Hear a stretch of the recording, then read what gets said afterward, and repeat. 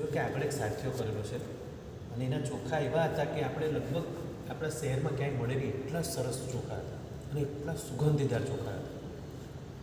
તો એમને થયું કે આવા સરસ સુગંધી ચોખા છે, એ બી પોતે બી સારા ચોખા લાવેલા, બાસમતી વગેરે લાવેલા હતા. એમને થયું કે આ ચોખા હું લઈ લઉં અને મારા ચોખા એની સામે ડબલ મૂકી દઉં. આ પ્રસંગ લગભગ મારા સાહેબના મોઢે તમે સાંભળ્યો હશે, લગભગ બહુ વર્ષો પહેલાં. ત્યારે તો હું આટલો નાનો નમ્ય જેટલો હતો. તો દેવદ્રવ્યનું ભક્ષણનો શું દોષ લાગે છે એ બતાવ્યું છે. તો એમણે ચોખા હતા એના કરતાં વધારે મૂક્યા છે અને ભગવાને કહી દે કે આ મને ચોખા ગમે છે, આ ચોખા ઘરે જઈને રાંધીશ. આવી રીતે ભગવાને પ્રાર્થના કરીને લે છે. પેલા એ ખરેખર એ ચોખા છે ને કોઈ દેવે આવીને ભક્તિ કરે, દેવી ભક્તિ કરે તો જ એટલા બધા આકર્ષક ચોખા હોય. એવા ચોખા આમ ક્યાંય મળે નહીં આપણા શહેરમાં, નહીં દિલ્હીમાં મળે, નહીં મુંબઈમાં મળે, નહીં સુરતમાં ક્યાંય ન મળે, અમદાવાદમાં ન મળે, એવા સરસ ચોખા. તો એમણે એટલા ચોખા લીધા અને બાકીને અંદર ડબલ મૂક્યા, આંગળ સાથે બી મોટો કર્યો, બધું કર્યું જે હશે તે. પણ એ ચોખા ઘરે લઈ જઈને રાંધી અને એમણે વાપર્યા. અને પછી જે એમના જે ભાવો બગડ્યા છે, દેવદ્રવ્યનું ભક્ષણ કર્યું છે, પહેલાં સૌથી પહેલાં તો એમના જ આ ભાવમાં જ ધંધામાં નુકસાની બધું ચાલુ થઈ.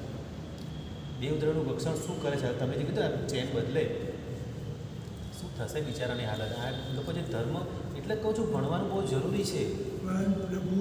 આ ભણો તો ખબર પડે, સમય જ્ઞાન ભણો. તમારા ખ્યાલમાં તમે જે કહો છો એ અને પ્રભુએ જે છે બંને વાત અલગ છે. કેમ અલગ? પેલો તો અન્ય ધર્મી છે એને શું લેવા દેવા છે? અરે આ તો હું જૈન છું. ભલે અન્ય ધર્મી હોય, એ માણસ બી ભલે છે ચોખાનું કર્યું હોય, એ પણ ભલે અન્ય ધર્મી હોય, કોઈ બી હોય. ચોખા આ માણસ તો જૈન જ હતો. ભલે સાંભળો, અન્ય ધર્મીઓ કે કોઈ બી હોય, આમાં દેવદ્રવ્યના પક્ષમાં અન્ય ધર્મી નથી લાગતું. કોઈને પણ એને દોષ તો લાગે જ એમ. દોષ બધાને લાગે છે, પણ એને એવું જ્ઞાન ન હોય. ચોખાનો તો બહુ નાનો દાખલો કીધો છે. આ તો મારા સાથે મોડે આંબળો. આ તો ગ્રંથમાં દ્રવ્ય સપ્તતિકા નામનો ગ્રંથ છે. એમાં સાગર શેઠ નામના, જેમણે દેવદ્રવ્યની 1000 કાંકણીનો ઉપયોગ કરેલો, ઉપભોગ કરેલો, અને એ સાગર શેઠના કેટલા ભવો થયા અને શું હેરાન થયા છે એ સાંભળવું છે. એ તો છે જ સાહેબ, રાઈટ વાત છે. સાંભળો. સાગર શેઠ 7 નરકમાં વચ્ચે તિર્યંચનો ભવ કરીને 2 વખત ઉત્પન્ન થયા. ત્યાર પછી એક મિનિટ સાહેબ, એક મિનિટ. દ્રવ્યનું ભક્ષણ કરનારા એવા સાગર શેઠ, જેમણે 1000 કાંકણીનો ઉપભોગ કરેલો. 1000 કાંકણી. હવે કાંકણી શું કહેવાય છે? કોઈ બી એવી વસ્તુ હશે, અત્યારનું કોઈ ચલણ હશે સાહેબ, ત્યારે કોઈ ચલણ હશે એવું. ના, દિરાસરમાં કંઈ મુકાતી એવી વસ્તુ હશે કે કંઈ બી હશે, કાં તો ચલણ ખબર નહીં. તો દેવદ્રવ્યની 1000 કાંકણીનો ઉપભોગ કર્યો અને એવા એ સાગર શેઠને એનું શું પરિણામ મળ્યું છે એનું આ જાણવા જેવું છે. એ સાગર શેઠ 7 નરકમાં ગયા. 7 નરકમાં જવું પડ્યું અને વચ્ચે તિર્યંચનો ભવ. 7 નરકમાં તો ગયા, વચ્ચે તિર્યંચનો ભવ કરી અને પછી તિર્યંચનો ભવ 2 વાર કરીને ફરી પાછા ઉત્પન્ન થયા 7 નરકમાં. ત્યાર પછી 1000 ભવ ગાડરના. ગાડર એટલે ઘેટું, આપણે ગાડરીઓ પ્રવાહ બોલે છે ને.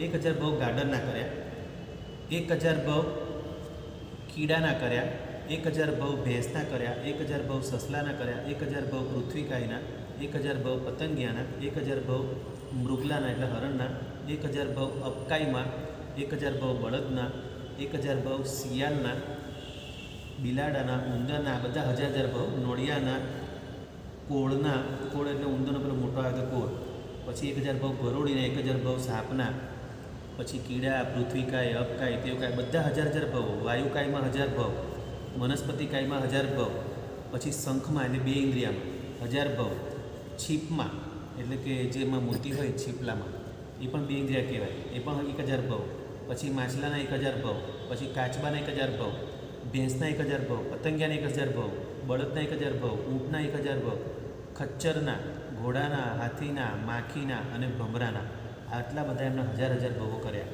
છેલ્લે મનુષ્ય થઈ જે દ્રવ્ય કમાયું તે દ્રવ્ય દેવદ્રવ્યમાં આપ્યું, પછી તેને જીન નામ કર્મ બાંધ્યું, પછી દીક્ષા લઈ દેવનો ભવ કરી મહાવિદ્ય ક્ષેત્રમાં તીર્થંકર પદવી ભોગવી અને સિદ્ધિ પદને પ્રાપ્ત થયા.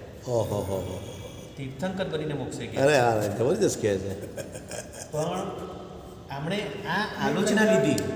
આ કેવી રીતે થયું? જ્યારે મનુષ્ય થયા ને, મનુષ્ય થયા પછી કોઈ મારા સાહેબને મળ્યા હશે અને કીધું કે સારું મારું જીવનનો વિકાસ નથી થતો, શું થાય છે? આ બધું આમાં ડિટેલ નથી આપી, પણ કોઈ વ્યવસ્થિત જ્ઞાની ભગવંતે મળ્યા. જ્ઞાની ભગવાનને કીધું કે જરૂર આની અંદર તમે ક્યાંક કોઈ ભવમાં તમે દેવદ્રવ્યનું ભક્ષણ કર્યું હશે, ઓહો. કોઈ ભવમાં. એટલે આટલા ભવ કર્યા પછી મનુષ્ય બન્યા પછી હજી પણ પેલું નડી રહ્યું છે, હજી બી ધંધામાં જામતા નથી, નોકરી જામતી નથી. આપણે ઘણી વાર કહીએ ને કે મને અંતરાય કરવો બહુ નડે છે, હા. પણ આ બધાની મૂળમાં પણ કદાચ આપણે કોઈ ભવોમાં આટલા ભવો કર્યા પહેલાંની ક્યાંક આપણે દેવદ્રવ્યનું ભક્ષણ જો કર્યું હોય ને તો પણ નડે છે. આટલા બધા ભવ, 7 નરકમાં ગયા, પૃથ્વી કાંઈ અબકાઈ બધામાં 1000 ભવો, ઘેટાના ભવ, ઊંટના ભવ, આટલું કર્યા પછી પણ પેલું કર્મ ઉદયમાં આવે છે તો આ ભવમાં પણ નડે છે. એટલે પછી એમણે કીધું ગુરુ ભગવંતે કે તમે એક કામ કરો, એનો ઈલાજ એમણે બતાવ્યો હશે કે તમે જે કંઈ હવે એ કોઈ જ્ઞાની ભગવંત હશે, જ્ઞાની ભગવાન. એમણે જી. આગળના બધા ભવો જોઈ લીધા, આગળના ભવ કોઈ જ્ઞાની ભગવાને બતાવ્યું છે, કોઈ અવધિજ્ઞાની કાં તો મનોપ્રયોગ જ્ઞાની. જો મનોપ્રયોગ એનું બી છે, મનોપ્રયોગને અણાને 63માં એક વાંચ્યું, કેવની ભગવાન કયું છે? એક મને બોલાતો તો હું પદાર્થ ભૂલી જઈશ. હમણાં મેં 63માં એક પદાર્થ વાંચ્યો જે નેમિનાથ ભગવાનનું ચરિત્રમાં ચાલી રહ્યું છે મારું, 22 નેમિનાથ ભગવાન. જી. એનો પહેલો ભવ ધનકુમાર અને ધનવતી. તો એ ધનકુમારના ભવમાં એ ખૂબ જ સારો છે, એ ભવ તો ઘણો સારો છે, પણ એમની બાજુ એ છે ને કોઈ એમને પૂછવા જાય છે ત્યારે મનોપ્રયોગ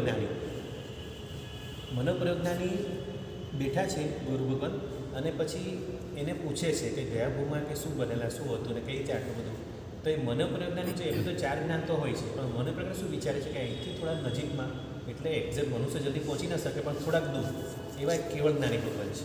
તો મનોપ્રયોગ જ્ઞાનીએ પોતાનો સમાધિમાં બેસી અને ધ્યાન મૂકી, ઉપયોગ મૂકી અને એમને મનથી પ્રશ્ન પૂછ્યા કેવળી ભગવાનને. બરાબર. અને કેવળી ભગવાને એમનું જે સોલ્યુશન હતું બધું પૂછી અને કેવળી ભગવાને એમને જવાબ આપ્યો કે આ ધનકુમાર આજથી 9 ભવ પછી, હા, પ્રશ્ન એ હતો કે એમની માતાને જે સપના આવેલા ધનકુમારના પિતાએ બધા પ્રશ્નો પૂછ્યો, જે મનોપ્રયોગ જ્ઞાની ભગવાનને, કે આને 2 પ્રકારના સપના આવેલા. 2 પ્રકારના સપનામાં એક સપનાનું ફળ તો અમને ખબર પડી ગઈ, પણ એક બીજું સપનું એવું આવ્યું છે કે આંબાનું ઝાડ છે અને આંબાનું ઝાડ 9 વખત જુદી જુદી જગ્યાએ રોપાય, એવું એમને સપનું આવેલું. ધનકુમારની માતા નેમિનાથ ભગવાનનો જ જીવની વાત ચાલે છે. તો ધનકુમારની માતાને આવું સપના હતા, બીજું ફળ સમજ નથી પડતી. એક તો આંબાનું ઝાડ એટલે કે કેરીનું ઝાડ હોય એટલે કે આ તમારો બહુ ગુણવાન પુત્ર થશે, એ તો ખબર પડી ગઈ, પણ એ ઝાડ 9 વખત જુદી જુદી જગ્યાએ રોપાશે. હવે એનું ફળ શું છે સમજ નથી પડતું. તો એ મનોપ્રયોગ જ્ઞાનીને પૂછ્યું. મનોપ્રયોગ જ્ઞાનીએ એમને પણ આ વસ્તુનો ખુલાસો ન ખ્યાલ આવ્યો. મનોપ્રયોગ જ્ઞાનીને 4 જ્ઞાનના ધણી, એ મનની વાતો જાણી શકે. તો હવે એમને શું ઉપયોગ કર્યો, અહીંયા બેઠા થોડા દૂર એક કેવળી ભગવંત હતા, ભલે સામાન્ય કેવળી જશે, તીર્થંકર નહીં, પણ કેવળી ભગવંતને એમણે મનથી પ્રશ્ન પૂછ્યો અને એમણે જવાબ લીધો. અને જવાબમાં એમણે એટલો સરસ જવાબ આપ્યો કે આ ધનકુમાર છે ને તમારા, એના 9 ભવ થશે ઉત્તમ, એટલે જુદી જુદી જગ્યાએ 9 ભવ થશે અને 9મા ભવે 22માં તીર્થંકર બનીને મોક્ષે જવાના છે. એટલે મનોપ્રયોગ જ્ઞાની પણ આ રીતે કેવળી ભગવાનને પૂછીને પણ તમને જવાબ આપી શકે છે. તો હવે એ રીતે આ જે આની વાત ચાલે છે આપણા સાગર કાંકણીવાળી વાત, બરાબર. તો સાગર શેઠ, તો આ સાગર શેઠ છે ને પછી આ રીતે જ્ઞાની ભગવાનને પૂછે છે, એ બી કોઈ જ્ઞાની હશે, અવધિ જ્ઞાની, મનોપ્રયોગ જ્ઞાની. તો એમણે પછી આ બધું કીધું. આમના આગળના બધા ભવો જોયા, આ 1000 ભવોની પણ આગળ કે જે તમે દેવદ્રવ્યની 1000 કાંકણી વાપરેલી, 1000 કાંકણી વાપરી એને લીધે 1000 ભવ આ બધા થયા છે. જી. બધી જગ્યાએ. તો હવે તમે એક કામ કરો, એના સામે તમે જે કંઈ જેટલું બી કમાયો છો અત્યારે એ બધું તમે દેવદ્રવ્યમાં ખર્ચી કાઢો અને આલોચના લો, માફી માગો, ક્ષમા માગો. પછી એમણે દીક્ષા લીધી. દીક્ષા લઈ પછી આ જીન નામ કર્મ બાંધ્યું, પેલું બધું દેવદ્રવ્યમાં વાપરી કાઢ્યું. પછી દીક્ષા લીધી અને જીન નામ કર્મ એટલે તીર્થંકર નામ કર્મ, 20 સ્થાનક તપ વગેરે કર્યું હશે. જી. તીર્થંકર નામ કર્મ બાંધ્યું, દીક્ષા લઈ, દેવનો ભવ કરી, પછી દેવલોકમાં ગયા અને પછી મહાવિદ્યમાં જઈ તીર્થંકર પદવી ભોગવી, તીર્થંકર બનીને મોક્ષે ગયા. પણ આનો ઈલાજ કર્યો કોણે? કોઈ પણ જ્ઞાની ભગવંતે આનો ઈલાજ બતાવ્યો. જી. કે તમે આટલા ભવ પહેલાં આવું દેવદ્રવ્યનું ભક્ષણ કરેલું, 1000 કાંકણી, બરાબર છે. તો આ બધું દ્રવ્ય સપ્તતિકા નામના ગ્રંથમાં આપ્યું છે. તો હવે આવું બધું ભણવાનું જરૂરી છે. ભલે આપણે જૈન હોય કે ન હોય, તો બી અજૈન હોય, ગમે તેવું, આ બધી વાતોને ખરેખર આપણી શાસ્ત્રીય બધી વાતોને બધે પહોંચાડવાની જરૂર છે. તો આ બધા જે ખોટા કામ જે કરી રહ્યા, જેમ ચેનનો બદલો કરે વગેરે જે કંઈ કરી રહ્યા છે, ભક્ષણ તો ભક્ષણ જ છે. હા, જે કંઈ આપણા તીર્થોમાં જે કંઈ ખોટું ચાલી રહ્યું છે બધું ઓટોમેટિક દૂર થાય. બધાના મૂળમાં તો જ્ઞાન જ છે. આજે બી શું વાત હતી પ્રવચન, એના પર શું બધું કહેતા હતા? જ્ઞાન વગર જ્ઞાન અંધારું છે. જી. જ્યાં સુધી જ્ઞાન ભણશો નહીં ત્યાં સુધી લોકોને કંઈ સમજ નથી પડવાની. આપણે જ્ઞાનના ભંડાર ગમે એટલે ભરશું એનો મતલબ નથી. ભણવાની જરૂર છે, આપણે બધાએ ભણવાની જરૂર છે. અને આપણે બધા ભણશું તો સમજ પડશે કે સાચું શું ને ખોટું શું. એટલે જે ખોટા ખોટા ઝઘડા થઈ રહ્યા છે ને એ બધા બંધ થઈ જશે.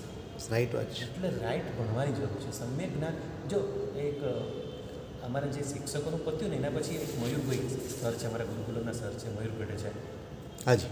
એમણે બહુ મસ્ત દાખલો આપેલો કે દેવગુરુ ને ધર્મ એ 3 તત્વ, એમાં ગુરુ વચ્ચે છે, એ તે દર્શન જ્ઞાન અને ચારિત્ર્ય એમાં જ્ઞાન વચ્ચે છે. તો એમણે મસ્ત દાખલો આપ્યો, જેમ કે આ શરીર છે આપણું, આ શરીર આ ધડ છે, આ ડાબો હાથ અને જમણો હાથ છે. તો દેવગુરુ ધર્મમાં વચ્ચે ગુરુ છે, ધડ છે. દેવ અને ધર્મ એ ડાબો જમણો હાથ છે. તો માનો કે હાથ વગર હજી ચાલી શકે, જી. એક હાથ વગર બે વગર ચાલે, પણ ધડ વગર તો ન ચાલે. એ રીતે દર્શન જ્ઞાન ચારિત્ર્ય એમાં જ્ઞાન વચ્ચે છે. તો જ્ઞાનને ધડ કીધું છે, દર્શન અને ચારિત્ર એ બે વગર હજી બી ચાલી શકે, પણ આ જ્ઞાન વગર તો નહીં જ ચાલે. જ્ઞાનથી જ દર્શન, જ્ઞાનથી જ ચારિત્ર. એટલું બધું મહત્વ જ્ઞાનનું. એટલે કે આપણે બીજું આ શ્રુત જ્ઞાનને ખાસ કરો, જે કંઈ કરો શ્રુત જ્ઞાન માટે કરો. આ પહેલી વાર આવો પ્રસંગ બન્યો છે 2400 વર્ષના ઇતિહાસમાં કે નિશ્ચિત સૂત્રની બધી વસ્તુ થઈ છે. એની સૂત્ર, ચૂર્ણિકા, ભાષ્ય, પછી નિર્યુક્તિ અને ટીકા. અને ટીકા પહેલી વાર લખાઈ. આ છેલ્લી વસ્તુ ટીકા. હા, ટીકા જ બાકી હતી. ઓહ, અને આવું ઉત્તમ કામ આપણા પૂજ્ય કુલચંદ્ર મહારાજ સાહેબે કર્યું છે. જબરજસ્ત. એટલે શ્રુત જ્ઞાનનું મહત્વ બહુ છે. શ્રુત જ્ઞાન તો બહુ જ જરૂરી છે. ટીકામાં શું હોય? ટીકામાં આખું જે એમણે જે ગ્રંથ જે આગળ લખાયેલો, લગભગ 1400 શ્લોકનો એવો ગ્રંથ છે, 1400 કે વધારે. એના ઉપર એનું બધું વિવેચન, ટીકા એટલે વિવેચન, એના પર પ્રકાશ પાડ્યો છે. એના પર પ્રકાશ પાડ્યો છે. અને પ્રકાશમાં સંસ્કૃતના શ્લોકો 1,08,000 અને પ્લસ એના પર બધું વિવેચન. એટલે 3 વર્ષ તો 1,08,000 છે તો સંસ્કૃતમાં, અને બીજા 3 વર્ષ બીજા એમાં કયા વિવેચન. એ રીતે 3 વર્ષ ત્યાં 89થી એમણે ચાલુ કર્યું, 89 દેવુંથી. ને 95 વર્ષ જી. બહુ જ એટલે તો સાહેબ પછી શ્લોકમાં તો શ્લોકના ભાષાંતર પ્રમાણે પોતાના શબ્દ પ્રમાણે એમાં ટીકા લખતા હશે ને? હા.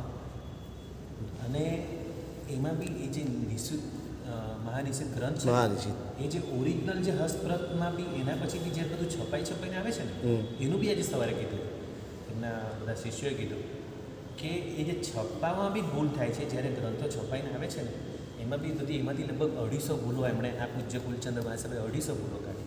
ઓહો, એ ચેક કરે પોતે? હા, એ બી ચેક કરી. એની તો વાત છે. કેટલું ચેક કરે?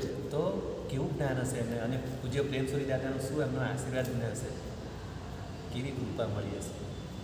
એમની આ બાજુ સાહેબ પછી પણ ભૂલ થાય છે. આ બાજુ આટલું બધું લખવાનું, આટલા બધા શિષ્યોને કંઈક ને કંઈક વાત ચાલુ હોય, આટલા બધા સંઘોના પ્રશ્નો હોય, આવતા જતા હોય. ગણતરી કરીને 5 વર્ષના 360 દિવસ પણ રોજના 100 શ્લોક થાય. હા, સવારી વાત થઈ છે.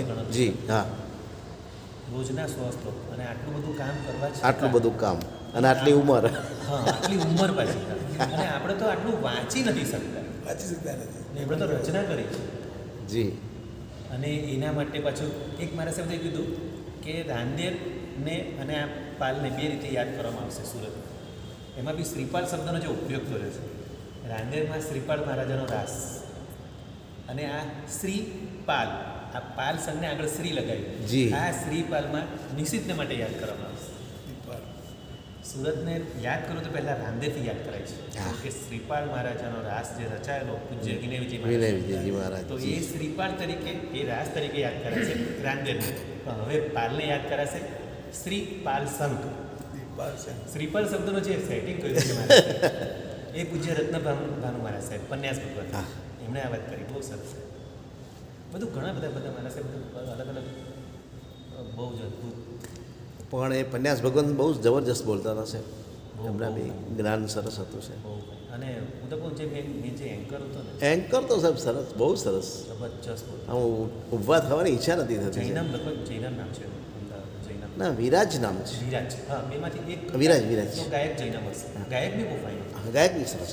એ જૈનમ અને વિરાજ. અમારે સાંજે બી વાત થઈ પ્રતિક્રમણ, વિરાજ નામ હતું એમને, બહુ સરસ એમ કે. અને એને શ્રુતની બાબતમાં એની પકડ જબરજસ્ત છે એમ કીધું. હા, એક આપણે ભાઈ પ્રતિક્રમણ કરવા આવ્યા હતા ને સાંજે. એની ઉચ્ચાર સુધી કેવી થાય. હું એ ધ્યાન કરતો હતો, એક એક શબ્દો એટલા સ્પષ્ટ બોલતો હતો. અને અરે જે ભજન લઈને સાહેબ એમ નહીં, ઇતિહાસ કેવા કેવા કીધા એ તો આટલી એ યાદ તારાચંદભાઈના અને અહીંયા ઓલા કાપડિયાના ને બધાના પેલા ઇતિહાસ. પાછળ ફોટા બતાતા ખબર? હા, કાપડિયાનો અને તારાચંદભાઈના ને બધાના મોતીલાલ મોતીલાલ કાપડિયા, મોતીલાલ કાપડી. એ બધાના ઇતિહાસ કેટલા સરસ કીધા સાહેબ. ખરેખર એમ લાગે કેવા જૈન શાસ્ત્રમાં થઈ ગયા છે આવા માણસો. પંડિતવરો પણ એવા હતા પેલા. હમ. એક તો પ્રભુદાસ બેચરદાસ પારેખ. પ્રભુદાસ બેચરદાસ પારેખ જી.